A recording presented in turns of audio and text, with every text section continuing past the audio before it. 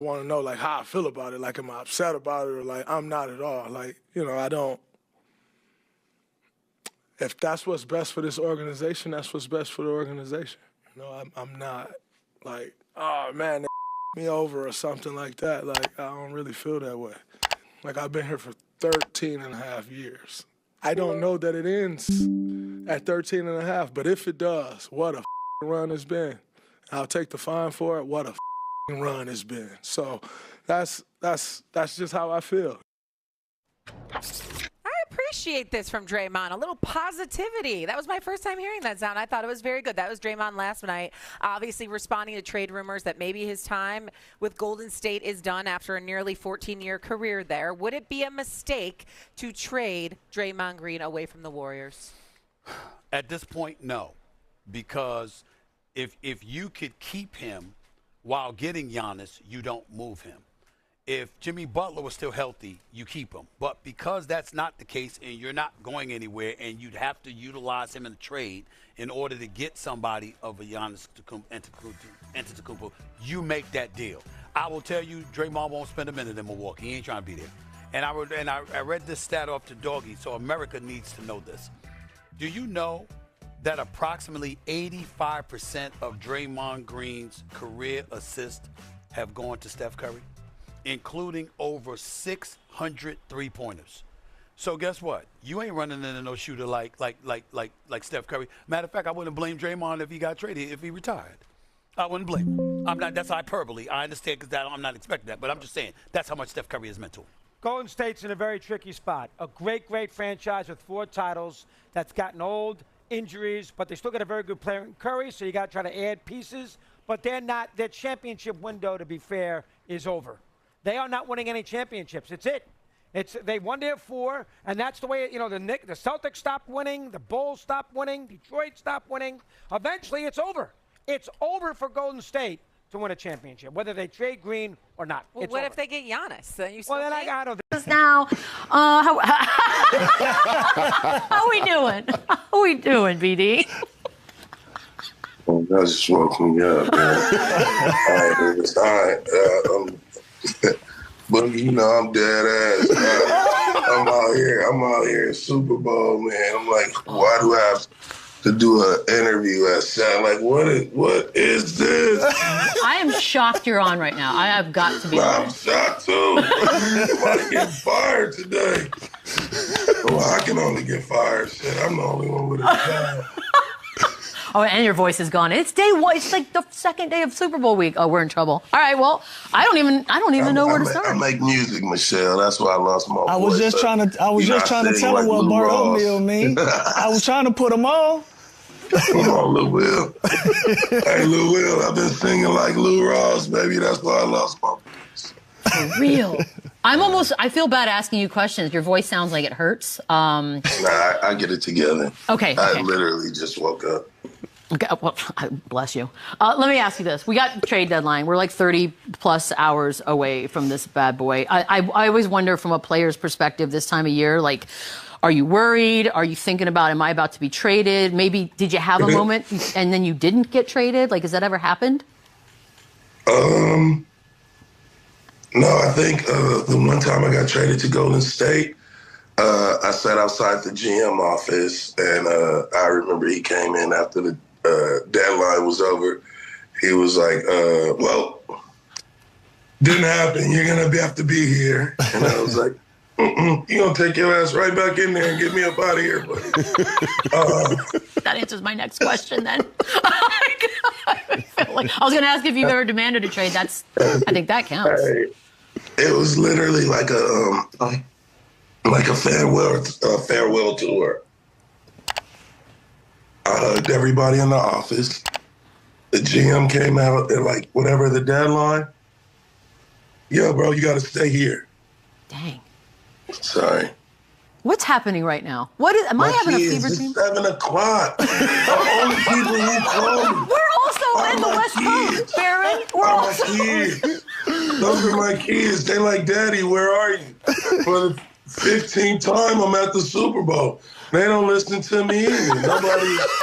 Beer is not good before I get out. I'm out. Boogie, you're doing the rest of the interview. Go, bud. Oh, man, BD, I love you, bro. Hey, man. Never change, BD. That's why we love goodness. you. BD gonna be BD. That's what we love. Gonna watch. Hey, BD, man, you were Draymond's co-host on this podcast last season. Do you think when you were playing, could you have possibly, done the same thing at the same time, as in having a podcast and playing in the season at the same time? How do you think that would have went? Hell yeah. Nowadays, man, I'd have been on the TV show. I'd have been a co-star on like the TV show. What's it called? White Lotus. Oh, I'd have been on White Lotus. I'd have podcasts. Shit, I had a food truck follow us around.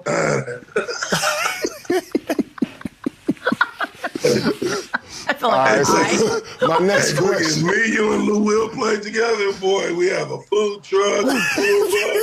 We'll be like Madden in there, baby. All right, so so if you did have your podcast, which one of your former teammates do you think would be a host with you on the show, and why? That's a good one. Probably somebody like Monte. Oh, yeah. You can get Tater Talk. That'll be fire. Yeah, Amar Shumpert. He would be Monte. Man, Monte talk all day, bro. That's hard. But will not get on camera.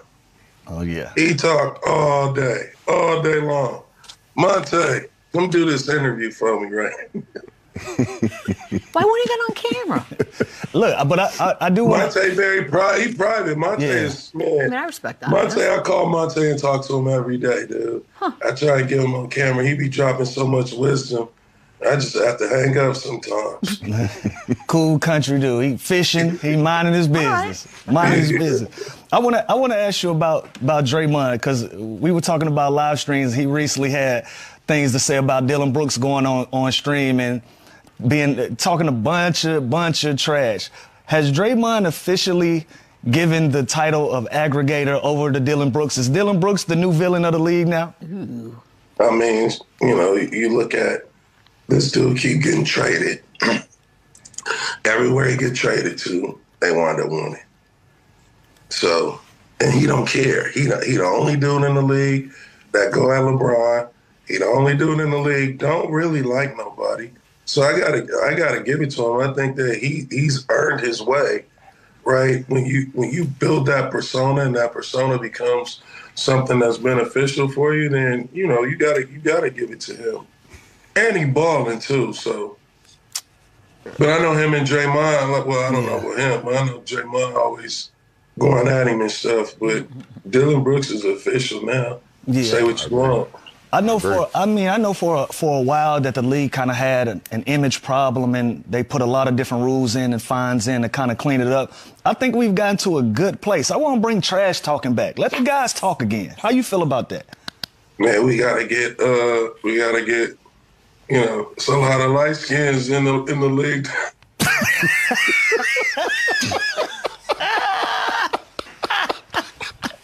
I'm just saying. Of course we do. But, I'm just gonna watch. Cause we had some classics back in the day, man. You had KG. Kobe doesn't get the credit that he deserves for his trash talk. Who were some of your favorite guys that was talking trash in the league when you was out? Sam Cassell. Oh yes, Sam. Oh my God, he talked the whole game. Oh yeah. Man, this whole Draymond situation really hits different. Because this isn't just about a trade rumor. This isn't just about cap space or assets or draft picks. This is about identity. This is about history. This is about one of the pillars of an entire dynasty, possibly standing at a crossroads, and the entire future of the Golden State Warriors being tied to one decision. When people talk about Draymond Green, they always want to jump straight to the controversy, the technicals, the emotions, the noise. But what they forget is that Draymond is literally the brain of this dynasty. He's the connector. He's the guy who made the Warriors system work at the highest level for over a decade. You don't get 4 championships without Draymond. You don't get Steph playing free. You don't get Clay getting those looks. You don't get that defensive identity without him. And now, suddenly, we're in a moment where the league is shifting again. Superstars are moving, front offices are aggressive, And the Golden State Warriors are staring at that same question every dynasty eventually faces. Do you protect the legacy, or do you gamble for one more run? That's why the Giannis conversation feels so heavy, because Giannis isn't just another star. He's not just a good player. He's a franchise-altering force, a two-time MVP, a finals MVP, a guy who changes your entire ceiling overnight. Pairing Giannis with Steph Curry is the kind of idea that makes the entire NBA stop and look. It's the kind of move that instantly puts you back into the championship conversation, no matter what the standings say. But here's the real emotional conflict. To even have that conversation, you're probably talking about losing Draymond. And that's where it gets complicated. Because Draymond isn't just a contract. He isn't just a trade piece. He's culture. He's DNA. He's the voice in the locker room. He's the one who holds everybody accountable. He's the one who tells Steph the truth. He's the one who protects this team when things get ugly. So when fans hear his name in trade rumors, it doesn't feel like business. It feels personal. At the same time, reality hits hard. This league doesn't care about nostalgia. Windows close fast. And Steph Curry is still playing at an elite level. That's the part that matters most. Steph is still a top-tier superstar. He's still capable of leading a championship team. And when you have a player like that, you owe it to him to maximize every possible chance. That's why this moment feels so intense. Because if you're the Golden State front office, you're not choosing between good and bad. You're choosing between two good options, both with consequences. On one side, you stay loyal, you keep Draymond, you ride out the core, you protect the dynasty story. You accept that maybe the window is smaller, but the identity stays intact. On the other hand, you go all in. You say, we respect the past, but the future demands courage. You move pieces, you take the risk, you chase something historic one last time. And neither choice is wrong. That's what makes this so powerful. This isn't a desperate franchise trying to escape irrelevance. This is a legendary franchise deciding how it wants to write its final chapter of this era. And Draymond knows that. You can hear it in his voice. You can see it in how he talks. He understands the business. He understands the moment. He understands that if a Giannis-level opportunity comes, emotions won't matter. Logic will. But you also know this. Wherever Draymond goes, he's not just going to fit in quietly. He's going to change that locker room. He's going to raise standards. He's going to demand accountability.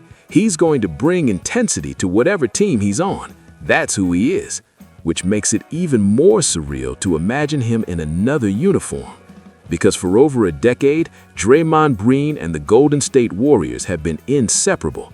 They grew together. They won together. They evolved together. They changed basketball together. And now we're watching the moment where the league forces a choice. Not because the Warriors failed, not because the dynasty collapsed, but because time eventually catches everyone. So the real question isn't, should they trade Draymond? The real question is, what kind of future do the Warriors want? Do they want a future built on continuity, culture, and loyalty? Or do they want a future built on boldness, risk, and one last massive swing? Either way, this moment will define the next 10 years of Golden State basketball. Because when history looks back on this era, this decision will be the pivot point, the moment where everything shifted. And as a fan, that's why this hurts and excites at the same time. Because you know something big is coming. You just don't know yet if it's the end of a story or the beginning of one final legendary chapter.